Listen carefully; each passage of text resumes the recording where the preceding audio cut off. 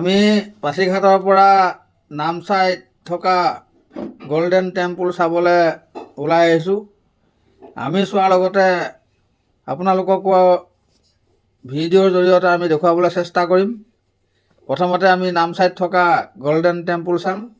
তাৰপিছত আমাৰ তেজুত বন্ধু এঘৰ আছে, বন্ধু ঘৰত ভাত খাম।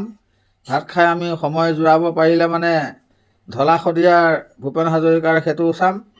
তাৰপিছত লোহিত নদীৰ ওপৰত থকা দলংখন চাম। আমি চোৱাৰ লগতে আপোনালোককো দেখুৱাম, আপোনালোকেও চাব পাৰিব। আমি এতিয়া আহি আমাৰ বন্ধু ঘৰ পাইছোঁহি। বন্ধু ঘৰত ভাত বনাই আছে আৰু তাৰ আগতে আমি তেজু টাউনখন অকণমান চাই ল'ম বুলি। তেজুৰ বহুত অসমীয়া গাঁও আছে, গোহাঁই গাঁও আছে, পাণবাৰী গাঁও আছে। এনেকৈ কৰি আগতে তেজুততো গোটেই অসমীয়া মানুহে বাস কৰি আছিলেতো, গতিকে এই গাঁওবিলাক চাম বুলি অলপ এইফালে আহিছোঁ। ইয়াত আমি ধুনীয়া ধুনীয়া চাৰ্চ আৰু আপোনাৰ কেবাংঘৰ এইবিলাক চাইছোঁ। আপোনালোককো আমি দেখুৱাবলৈ চেষ্টা কৰিছোঁ, আপোনালোকেও চাই লওক। আমি এতিয়া এয়া চাই পেলাই বন্ধু ঘৰত ভাত খামগৈ। ভাত খাই পেলাই আমি লোহিত দলং হৈ পেলাই আমি নামচাই গল্ডেন টেম্পুল চাবলৈ যাম, আপোনালোককো দেখুৱাম। এইখন দলং হৈছে লোহিত নদীৰ ওপৰত থকা দলং। সেইকাৰণে এই দলংখনৰ নাম হৈছে আলুবাৰী দলং। আৰু চবেই জানে যে লোহিত নদীখনে গৈ পেলাই অসমত ব্ৰহ্মপুত্ৰ নাম লৈছে।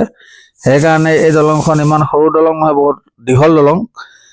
মই এতিয়া বৰ্তমান ইয়াতে নামি পেলাই আপোনালোকক গাড়ীৰ পৰা নামি পেলাই আপোনালোকক মই ইয়াৰ পানী আৰু পৰিসীমাটো কিমান বহল তাক দেখুৱাম। তাৰপিছত আমি নামচাইলৈ গৈ আছোঁ। নামচাইত গল্ডেন মন্দিৰৰ গোটেইখিনি দেখুৱাবলৈ চেষ্টা কৰিম, আপোনালোকেও চাব আৰু ময়ো লগতে উপভোগ কৰিম। আমি এতিয়া গল্ডেন টেম্পুললৈ সোমাই আহিছোঁ, নামচাইত থকা। এয়া হৈছে গল্ডেন টেম্পুললৈ সোমাই যোৱা মেইন গেট। ইয়াৰ ভিতৰতে আমি গাড়ী পাৰ্কিং কৰিম।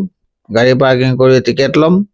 টিকেট লৈ পেলাই একেবাৰে ভিতৰলৈ সোমাম। তাত আমি মন্দিৰ আছে, তাত ক্ষীৰসাগৰ আছে, তাত ড্ৰেগনে টিলিঙা বজোৱা আছে আৰু বুদ্ধদেৱৰ যিমান মূৰ্তি আছে সকলো মই চাম, লগতে আপোনালোককো দেখুৱাম।